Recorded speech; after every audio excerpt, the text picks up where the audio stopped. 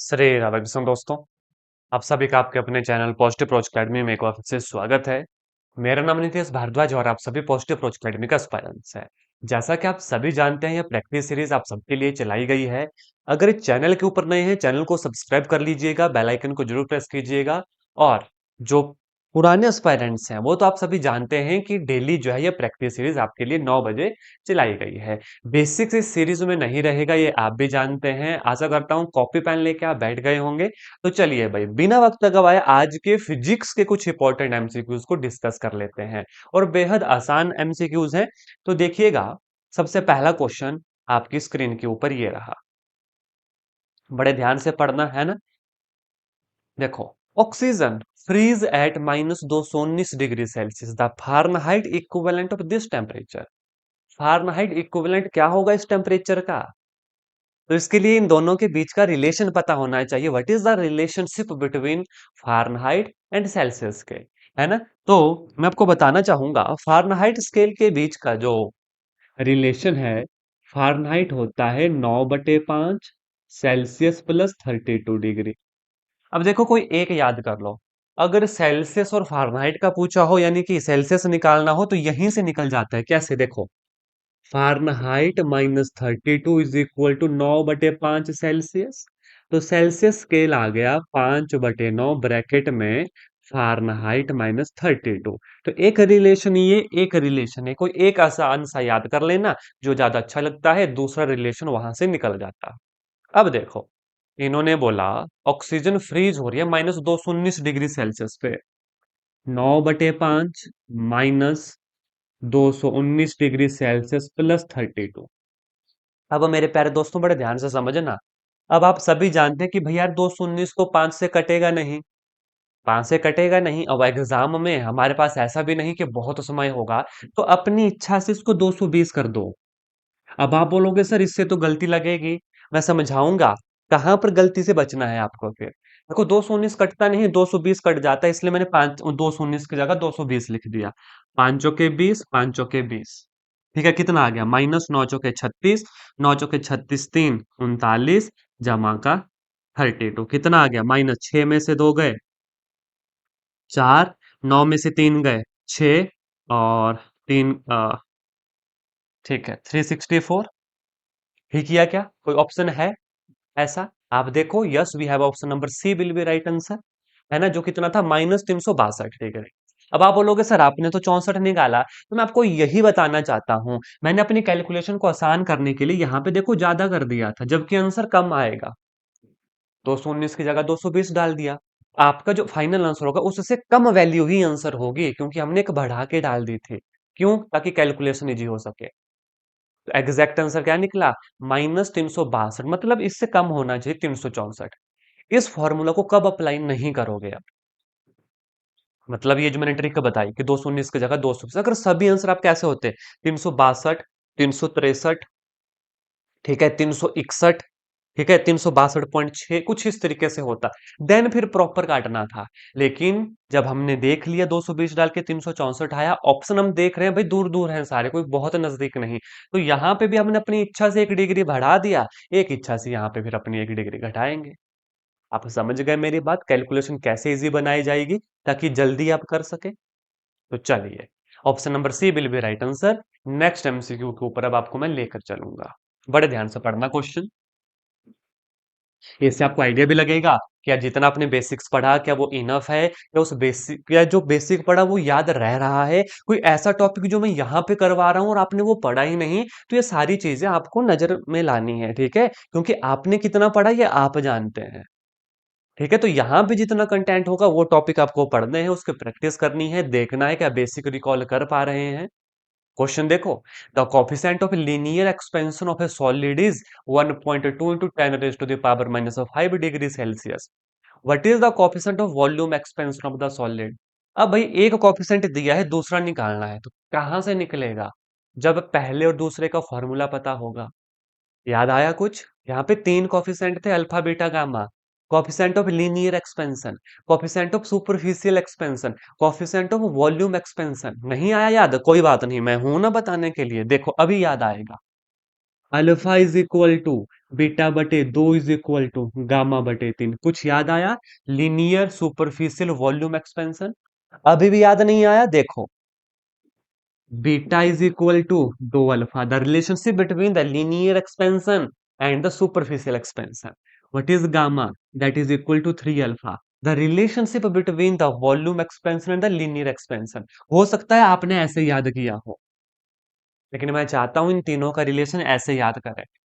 Alpha beta बटे 2 gamma बटे 3, बड़ा इजी रहेगा। देखो 1 2 3 याद करने को, ऐसे देखो 1 2 3 याद करने को।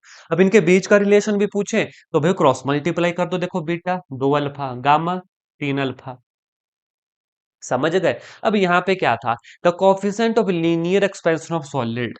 भाई 3 गुना 1.2 इंटू 10 की पावर -5, कितना आ गया? 12 3 36, 3.6 10 की पावर -5। है कोई option? Yes, 3.6 10 raise to the power -5। Option number C will be right answer. कहां से किया? एक बार फिर से बताना चाहूंगा। The relationship between the linear superficial and the volume expansion is alpha is equal to beta बटे 2 इज इक्वल टू गामा बटे 3। ठीक है, आपसे एग्जाम में ये पूछा जा सकता है, आपसे एग्जाम में ये पूछा जा सकता है, आपसे एग्जाम में इन तीनों का रिलेशन पूछा जा सकता है, आपसे सिर्फ इन दो का रिलेशन पूछा जा सकता है, इनके ऊपर बेस्ड ऐसा न्यूमेरिकल पूछा जा सकता है। अभी एक वैल्यू गिवन है, दूसरी निकालने को आएगी। तो ये आप कब कर पाओगे? जब आपको ये फॉर्मूलाज आते होंगे। है ना आसान क्वेश्चन? आगे लेकर चलूं? बस यहाँ पे दिक्कत क्या आएगी कि ये एक्सप्रेशन याद रहने चाहिए, ये फॉर्मूला हमें याद रहने चाहिए, तब बात बनेगी। ठीक। Dimensional formula of specific heat capacity, बेहद इंपॉर्टेंट। मैं बार बार कह रहा हूं, ये जो अटपटे नाम है ना, कि जैसे gravitational constant, constant of absolute permittivity, कुछ इस तरीके, स्टीफन कांस्टेंट, इनके डायमेंशनल फॉर्मूले जरूर याद करना, एग्जाम में बहुत काम आएंगे। ठीक है, अब देखो जैसे यहाँ पे है dimensional formula of specific heat capacity, दो ऑप्शन और भी होने थे, लेकिन छोड़ो। यहाँ पे ना दो तीन चीजें और याद करवाऊंगा आपको। रेडी हो? तो बड़े ध्यान से सुनना, सबका ध्यान यहाँ पे। ठीक है, dimensional formula of specific heat capacity. क्या कहा मैंने? पहले तो ना स्पेसिफिक हीट का पता होना चाहिए। अब यहाँ पे मैं ये एक्सप्लेन नहीं करूंगा व्हाट इज स्पेसिफिक हीट और what is specific heat capacity. Expect करता हूँ कि ये पढ़ा हुआ है, स्पेसिफिक हीट कैपेसिटी। हाँ जी, दोनों अलग अलग टर्म्स हैं, दोनों को डायमेंशनल फार्मूला अलग अलग है, दोनों की यूनिट्स अलग अलग है। पहले तो मैं इनकी यूनिट याद करवा लेता हूँ। भाई स्पेसिफिक हीट की जो यूनिट होती है वो होती है जूल पर केल्विन, जे के इनवर्स। क्या कहा मैंने? जूल पर केल्विन, ये है स्पेसिफिक हीट। जब स्पेसिफिक हीट कैपेसिटी आ जाए, कैपेसिटी से याद रखना, है ना, जूल पर केजी पर kelvin inverse. What is specific heat? Joule पर केल्विन। एक बार मेरे साथ बोलो, स्पेसिफिक हीट जूल पर kelvin. Specific heat capacity, capacity से याद रखना, वजन डालना है वहां पे, जूल पर केजी पर केल्विन इनवर्स। बस अब काम हो गया। अब डायमेंशनल फार्मूला आप अपने आप लिख सकते हो दोस्तों। कैसे? देखो ध्यान से, एक सेकंड दीजिएगा। देखो डायमेंशनल फार्मूला अपने आप, व्हाट इज जूल का? ml² T-2 के इनवर्स। हो गया।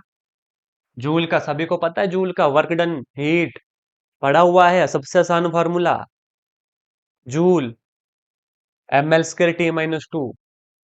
Specific heat capacity ml² T-2 kg का m इनवर्स k इनवर्स, तो कितना आ गया?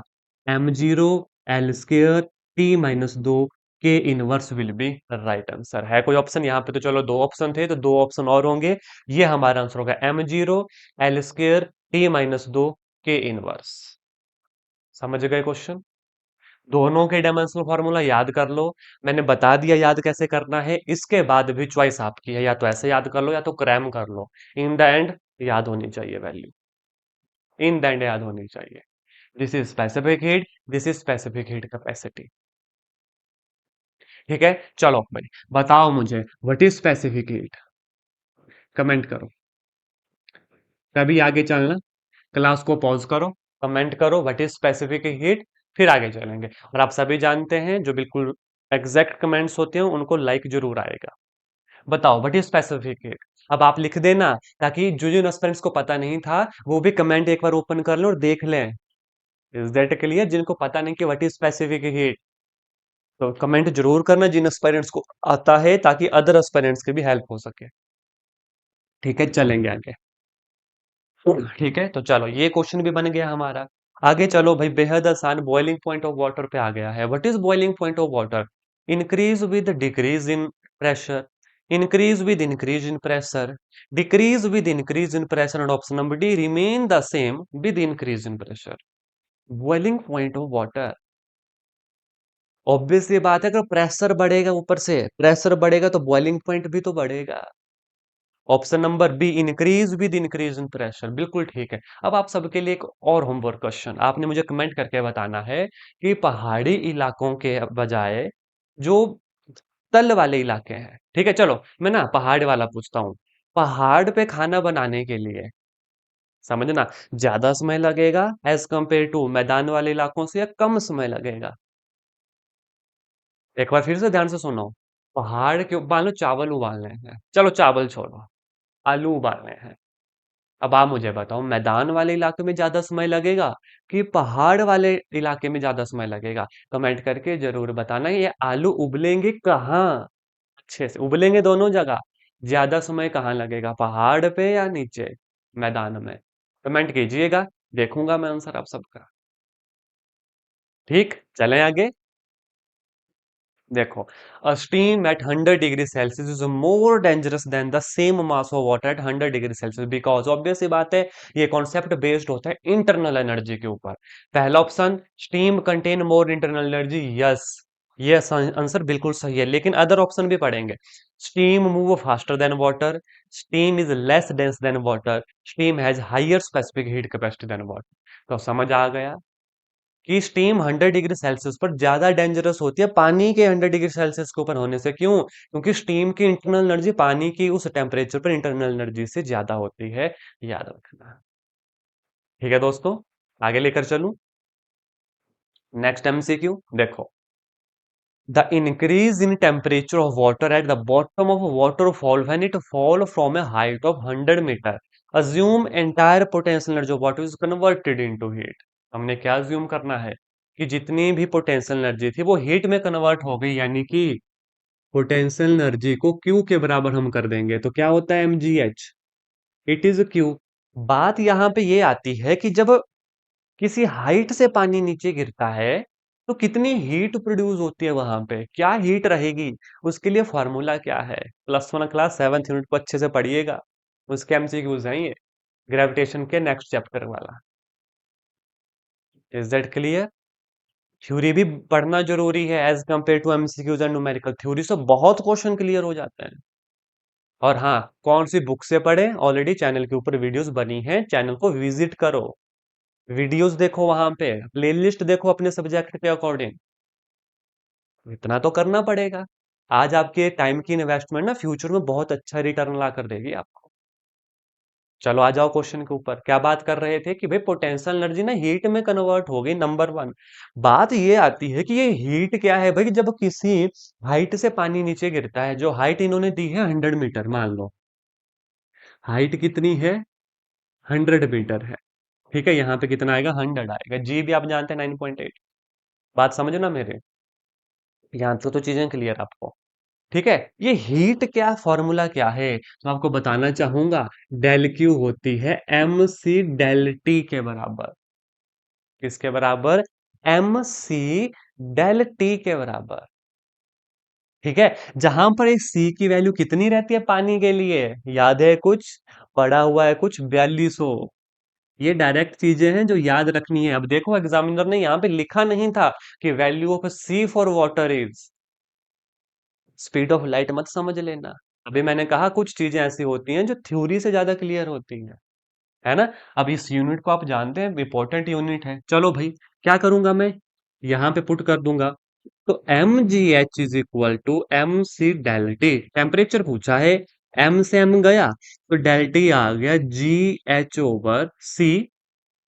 हाँ जी, जी एच ओवर सी आ गया हमारे पास।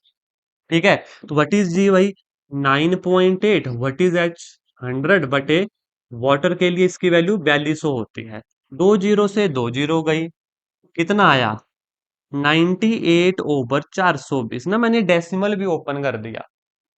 अब यहाँ पे भी ना आपको कोई डिवाइड करने की नीड नहीं दोस्तों, पता लग जाता है सीधे। देखो 42 दो है 84, मतलब दो तो डेसिमल के बाद आएगा ही। लेकिन दिक्कत क्या है? दो, अच्छा ये दो तो होंगे नहीं यहाँ पे, 2 4 भी है 2 1 भी है। अब देखो पास पास है ना, तो अब डिवाइड करना पड़ेगा।